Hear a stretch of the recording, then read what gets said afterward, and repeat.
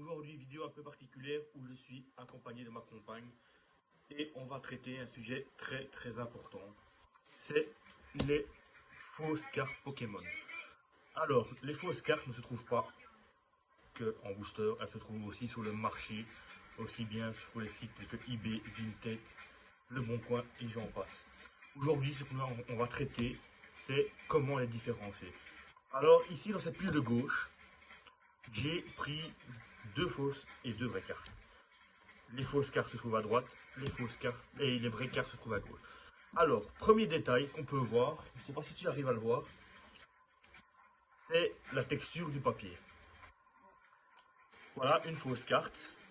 On voit que ça fait un peu cartonné par rapport à une vraie carte.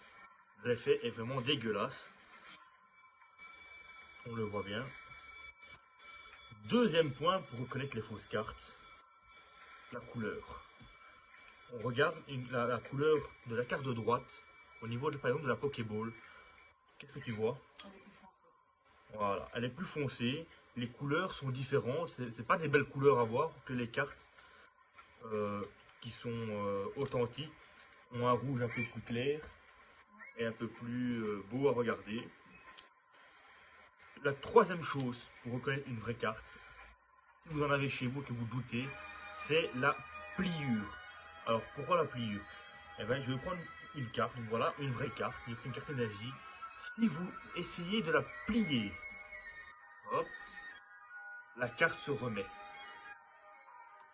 Par contre, si vous prenez une fausse carte et que vous la pliez, voilà, on voit bien que la carte s'est pas remise. Elle est restée pliée. La troisième chose, donc c'est un point très important, donc celle-ci, c'est le toucher. On voit bien que c'est cartonné et donc ce qui fait que le papier ne se remet pas correctement. En quatrième point, qu'est-ce que tu penses que c'est? Eh ben, en fait, on l'a déjà dit directement, mais c'est la texture. Donc, je vais déchirer une fausse carte et une vraie carte. Voilà, donc je vais déchirer la fausse et on va voir ce qu'il en est. Voilà. Donc ça, c'est la fausse carte qui est déchirée et on voit que c'est vraiment du carton. Hein. On peut la déchirer en 1000 morceaux. Voilà, on voit que c'est vraiment du papier tout dégueulasse. Et maintenant, si on fait ça avec la vraie, voilà. On voit directement la différence quand même. Hein. Cinquième point. Maintenant, ça sera sur la face. C'est les illustrations. Si je te demande ici, entre ces deux illustrations, qu'est-ce que tu vois comme différence? Les couleurs. Exactement. Les couleurs. On voit bien qu'une carte qui est fausse, comme ici, elle est vraiment en papier, limite, avec une protection au-dessus. On voit une couche en plastique en fait. Or qu'une vraie carte est directement cartonnée. Du début à la fin de la carte, il n'y a pas cette brillance comme on voit ici sur cette fausse carte. Hein, on voit bien, on peut apprendre dans tous les sens. Voilà, on voit qu'elle brille. Et l'autre, ben, on voit rien du tout, quoi. On voit vraiment le carton. Donc ça, c'est pour les cartes au niveau du toucher et comment les reconnaître. La deuxième partie de cette vidéo qu'on va commencer, c'est les cartes au niveau du marché. Donc, je vais vous prendre un site. On va aller tout de suite sur Vinted.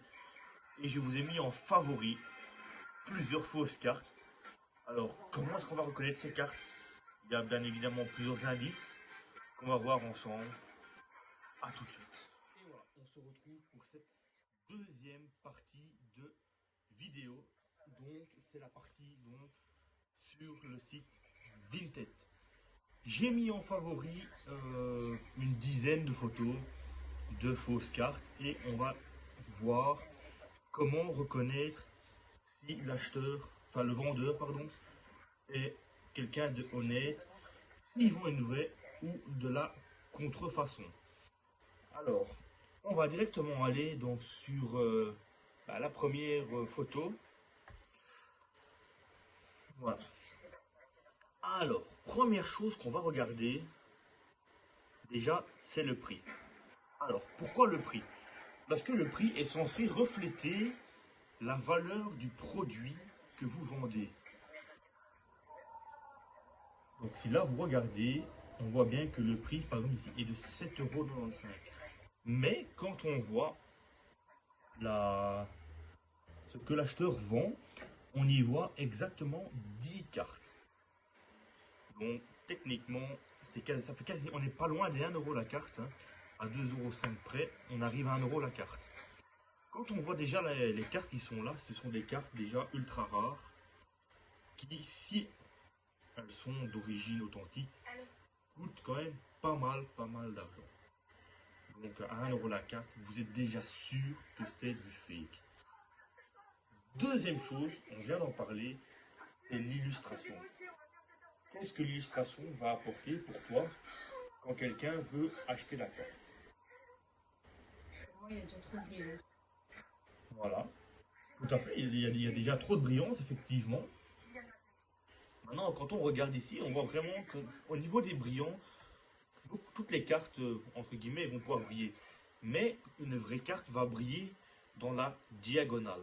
Ici, on voit bien qu'elle brille au niveau de la verticalité. Comme ça, on voit bien.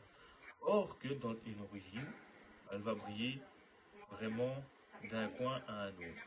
Ah, troisième chose qu'on peut et qu'on doit faire, c'est aller voir si le vendeur a par exemple déjà fait des ventes.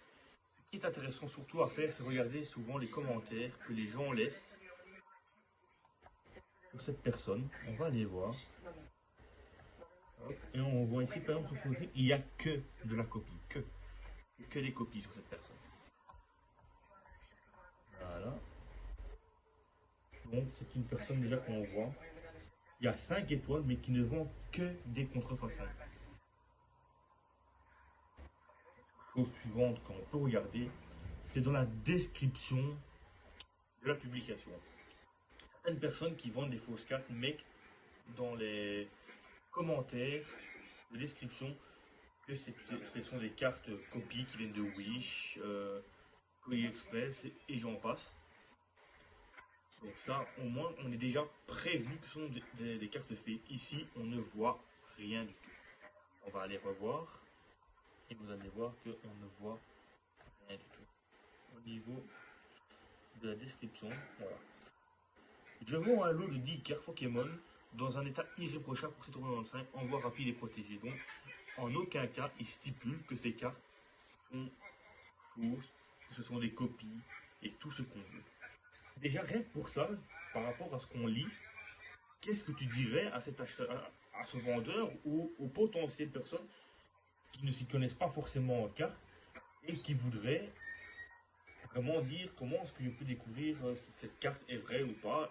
Comment tu penses qu'elle devrait éviter de tomber dans le panneau? Déjà, il n'y a pas assez d'explications. C'est vrai, Moi, je trouve. c'est vrai, c'est vrai. Donc, Deuxièmement, moi, pour des cartes ultra rares, moi, elles vont directement sous protection, sous sleeve aussi. ou top loader. Donc si tu es collectionneur, tu as des sleeves avec top loader à portée de main toujours. Surtout vu des cartes qui sont censées être ultra rares. Donc déjà ça. Tu vois autre chose? Non, Ben, ouais, voilà, mais au niveau de l'illustration, on va remonter un petit peu pour voir toute l'illustration. Et dis-moi, qu'est-ce que tu penses qui manque?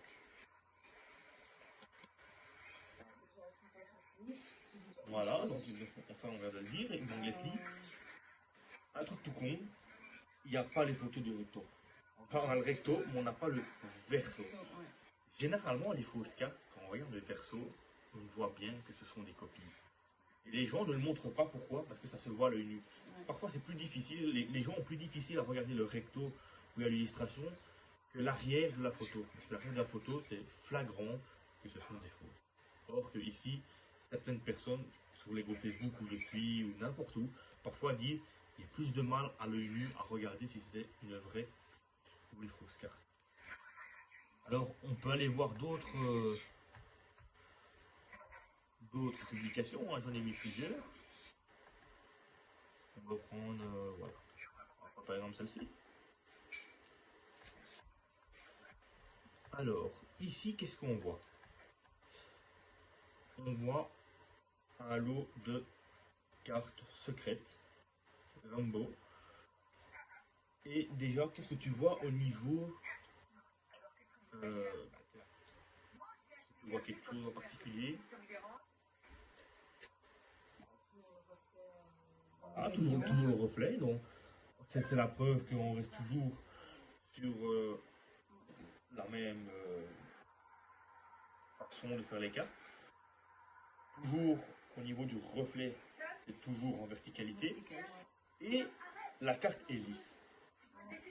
Une carte aujourd'hui, quand on regarde la carte, une carte rare, si vous zoomez sur la carte, au niveau des photos, vous êtes censé voir comme les empreintes digitales. La carte va faire des petites courbes, mais vraiment microscopiques. On sait voir quand même à l'œil nu, qui fait comme l'impression de voir les empreintes digitales d'une main. Je prends l'exemple. Ici, on n'en voit pas. On voit bien que vraiment c'est lisse, complètement. Donc déjà, ça fait déjà plusieurs indices pour savoir.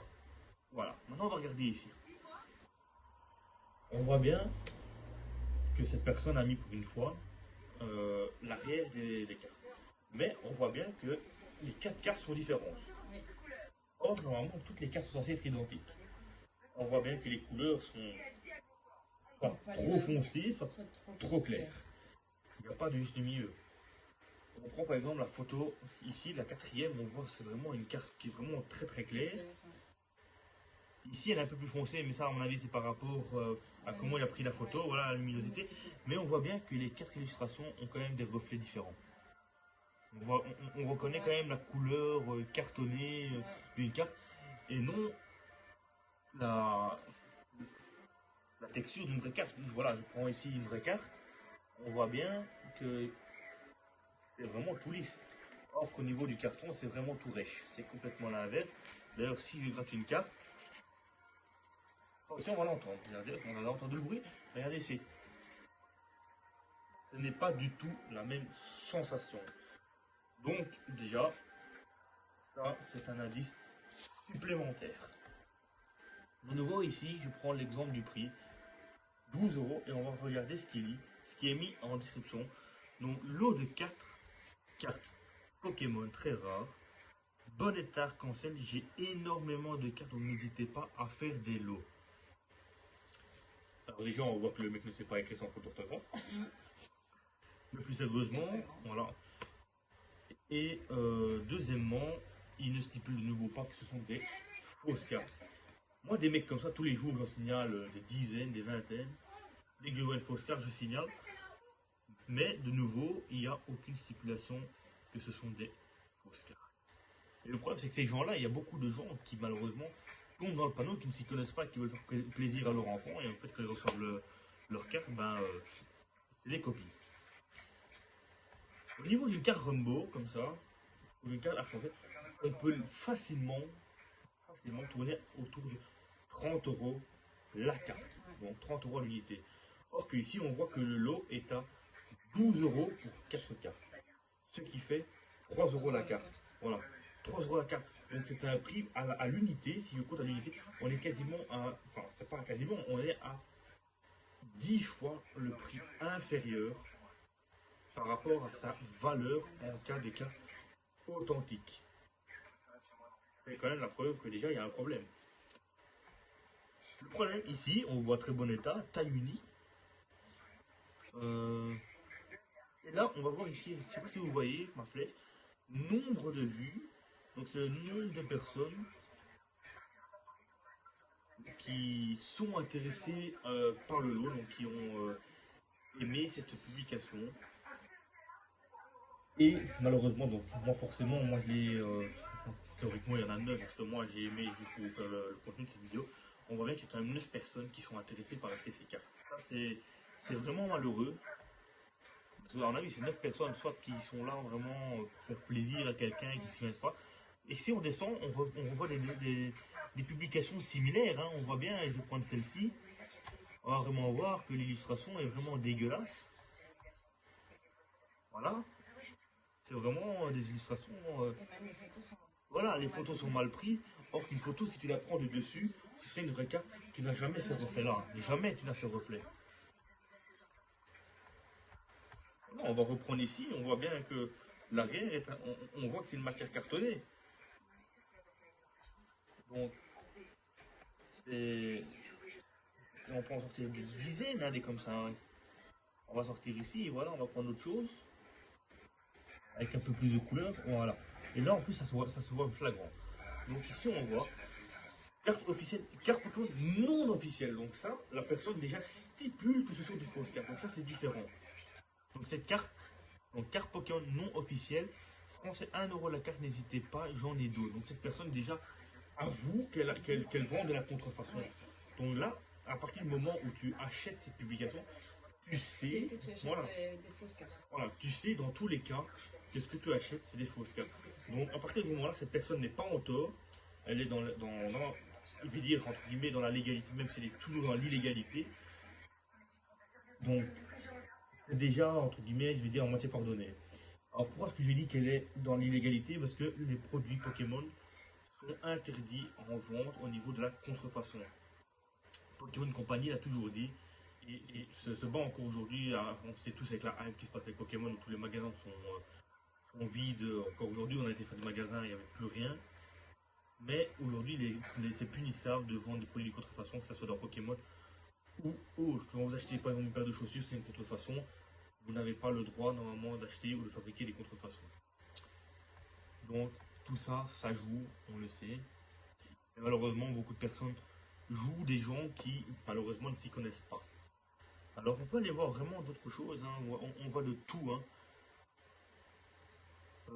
Ça c'est déjà arrivé de voir des displays, des faux displays recollés, qu'on vend ça limite au prix neuf.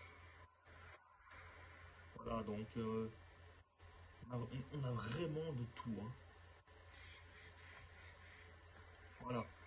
Et voilà par exemple ici, regardez. On va partir sur le lagron, et là en plus on voit l'image en grand, donc ça va être encore plus facile. Quand on voit le lagron ici, c'est un méga lagron X de la série XY de 2016, si je ne dis pas de conneries. Et on voit bien ici qu'au niveau de l'avant photo et de l'arrière, on voit bien que la photo de l'arrière est vraiment ici comme le carton. On voit bien, voilà, on voit bien que c'est flagrant, on voit le rouge de la Pokéball qui est vraiment limite tiré vers le orange. On voit bien que le jaune et le bleu qui va autour de la Pokéball au niveau de la spirale est très très clair, donc il ne ressemble pas du tout à la carte. Et on voit la photo avant, on voit bien que c'est tout lisse. On sait, bon, XY, c'est vrai que c'était une série assez compliquée au niveau du regard, parce que c'était des cartes qui étaient déjà, on va dire, très très lisses. Donc voilà, c'était un peu plus compliqué à trouver.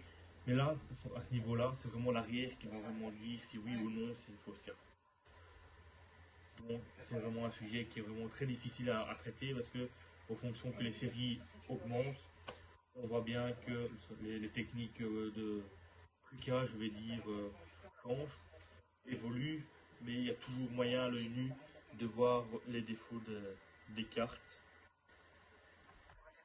Alors on va essayer de trouver autre chose, donc on va taper maintenant Pokémon et je vais vous montrer vraiment la texture d'une vraie carte. Si les gens ont bien mis l'avant là, voilà. On va prendre par exemple ici, je ne sais pas si on va arriver à le voir. Voilà. Donc on va déjà regarder celle-ci, je ne sais pas si vous voyez très bien, mais on voit bien que le bleu est un peu plus foncé dans son intégralité. Le rouge de la Pokéball est bien rouge, il ne tire pas vers d'autres couleurs. On voit bien que le papier est vraiment lisse et pas cartonné. Au niveau de la carte, comme je vous disais par exemple là tantôt, regardez au niveau de la carte. On peut regarder partout, on voit comme des tout petits points l'un à côté de l'autre qui font la carte. Là par exemple c'est la classe VMAX je crois de Dessiné Radios.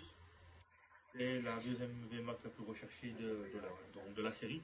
Mais on voit bien un petit peu tout ce qui est empreinte. On voit bien ici autour de l'eau classe, les yeux, enfin vraiment tous les contours qui sont vraiment, je dis, tirés.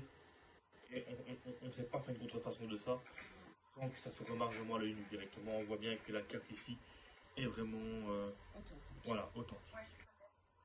Voilà, je crois qu'on a fait le tour, les amis. J'espère que cette vidéo vous aura plu. J'espère que cette vidéo t'a plu. Oui. Qu'est-ce que tu as appris toi personnellement aujourd'hui? Faut faire en sorte de c'est pas une chose parfaite. Parce que c'est difficile quand tu vois quelqu'un qui s'intéresse à ça et qui, entre guillemets, Oui, c'est tous des petits détails, mais que c'est vrai qu'au départ, on ne fait pas attention. Du tout. c'est justement ça le problème, c'est que quand tu fais pas attention, tu peux facilement te faire escroquer. Quand tu te fais escroquer d'1 ou 2 euros, je vais pas dire que c'est grave. Bon, c'est grave parce que t'as pas escroqué les gens. Mais moi, je connais des personnes sur des groupes Facebook, par exemple, où je suis. De nouveau, le groupe Facebook sera dans la description, ainsi que mon Vinted pour ceux qui voudraient aller voir, où je me sépare de certaines cartes dans un état limite sortie de booster. Enfin, c'est pas limite, c'est sortie de booster, directement mis sous sleeve.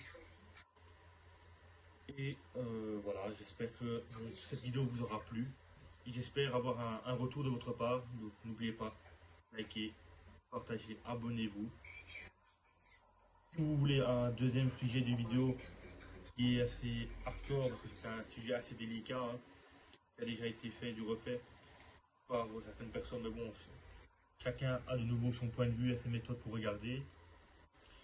Si je devrais faire par exemple une vidéo sur un sujet qui toi t'intéresserait, mais que je n'ai pas encore fait, quel sujet par exemple par rapport à Pokémon tu voudrais faire? Ça peut être tout, ça peut être une ouverture en particulier, une ouverture de colis, je sais pas. T'as pas un sujet Non, pas dans les médias. Bah, ça va, tu m'aides pas. Bah voilà les gars, bah, faites pas comme elle. Faites-moi un retour. Et n'oubliez pas, comme je vous le dis, vous êtes l'avenir de la chaîne. Quand vous n'évoluez pas, donc je peux faire les vidéos aussi bien tout seul qu'accompagné. N'hésitez pas à demander si vous voulez qu'elle revienne. Hein. T'as envie de revenir? Bah en fait moi non. Moi j'ai Ok, bien plus. Voilà. Donc les amis, bon, n'oubliez pas, restez comme vous êtes, car vous êtes super.